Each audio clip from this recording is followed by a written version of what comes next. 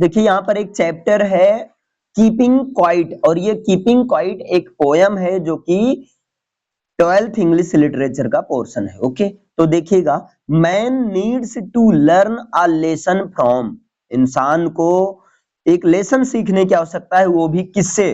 From the moon, from the stars, from the earth, from the sun. तो किससे? From the अर्थ, वो है पृथ्वी से। नेक्स्ट देखिए, according to the poet wars that are fought have no, क्या होगा? Poet के अनुसार वार्स जिसको लड़ा जाता है उसका कोई नहीं होता है। क्या नहीं होता है? सोल्जर्स, वेपन्स, फाइटर प्लेन्स या सर्वाइवर्स, तो इसमें होगा सर्वाइवर्स होगा। ओके, नेक्स्ट देखिए, cold sea is a poetic device, cold sea एक प्रकार का पोएटिक डिवाइस है। इसमें कौन से फिगर ऑफ स्पीच का यूज किया गया है? तो transferred epithet figure of speech का यूज किया गया है। एक्चुअली ट्रांसफर्ड एपिथेट का मतलब ये होता है ना, कि उसकी विशेषता बताना। एपिथेट का मतलब एक तरह से एडजेक्टिव, तो सी की जो एडजेक्टिव है वो कोल्ड है। समुद्र कैसा है? कोल्ड सा, ऐसा लिया जाता है कुछ। बाकी डिटेल्स फिगर ऑफ स्पीच पढ़ाया जाएगा। नेक्स्ट देखिए, विदाउट रस, विदाउट इंजिन्स रिफर्स टू, इसका मतलब क्या है? विदाउट रस, विदाउट इंजिन्स, इसका मतलब है नो नॉइज, कोई शोर शराबा नहीं।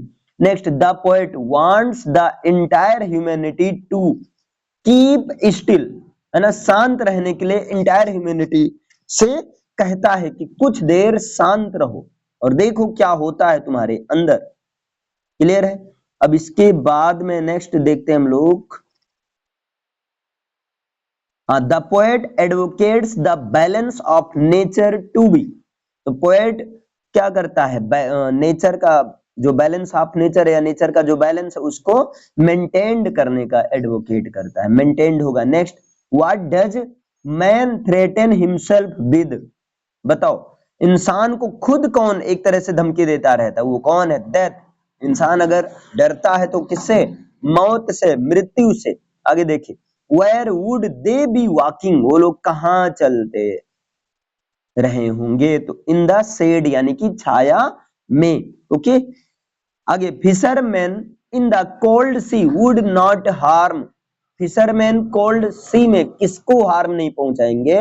व्हेल्स को नहीं पहुंचा सकेंगे harm, whales. Next, what kind of a moment would it be when everyone silent, जब हर कोई साइलेंट हो जाता है तब किस तरह का मोमेंट हो जाता है?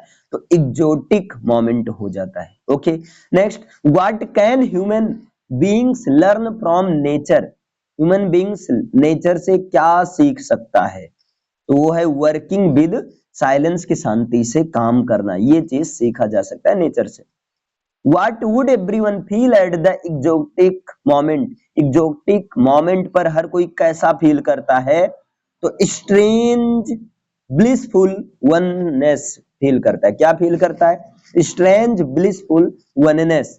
नेक्स्ट है, how will keeping quiet protect our environment, शांत रहना किस तरह से हमारे इन्वायरमेंट को प्रोटेक्ट करता है? तो इसका ऑप्शन होगा A number, by creating peace and brotherhood feeling, यानी कि एक शांति और एक भाईचारा की भावना क्रिएट करके। Next, what is the rhyming scheme used in the poem, poem में कौन सी राइमिंग स्कीम का यूज किया गया है? तो वो है फ्री वर्स, यानी कि ब्लैंक वर्स का यूज किया गया है। Next, what is the essence और message of the poem, poem का मैसेज क्या है? तो मैसेज है introspection and retrospection to be more peaceful and be in harmony. Next, what does the style of the poem symbolize that the poet used to write with? तो इसका होगा desire and hope. Next देखिए, what does the title of the poem, poem के title को क्या suggest किया जा सकता है? तो मेंटेनेंस ऑफ साइलेंस, यानी जो पोएम का टाइटल कीपिंग क्वाइट है वो किस अर्थ को सजेस्ट करता है? तो वो करता है मेंटेनेंस ऑफ साइलेंस, साइलेंस का मेंटेनेंस बनाए रखना। Next, how does the poet perceive life, poet life को कैसे परसीव करता है? तो a continuous evolution of nature के साथ वो लाइफ को परसीव करना चाहता है, परसीव करना चाहता है। अब नेक्स्ट क्वेश्चन है आपका, what are the different kinds of wars mentioned in the poem, poem में किस प्रकार के वार का मेंशन किया गया है। तो यहाँ पर वार अगेंस्ट नेचर, एक तो नेचर के प्रति, और दूसरा war with gases and fire, यानी कि डी ऑप्शन होगा, बी और C. Next, which images in the poem show that the poet condemns or hate violence? अब बताइए यहाँ पर पोएम में कौन सी इमेज का यूज किया गया है जिससे पोएट जो है वायलेंस को हेट करता है या उसकी निंदा करता है, कंडेम्स करता है। तो बताइए इसमें फिशरमैन नॉट हार्मिंग व्हेल्स, और दूसरा wars leaving behind no survivors to celebrate, यानी कि ए और बी, यानी कि डी ऑप्शन आपका सही होगा। क्लियर?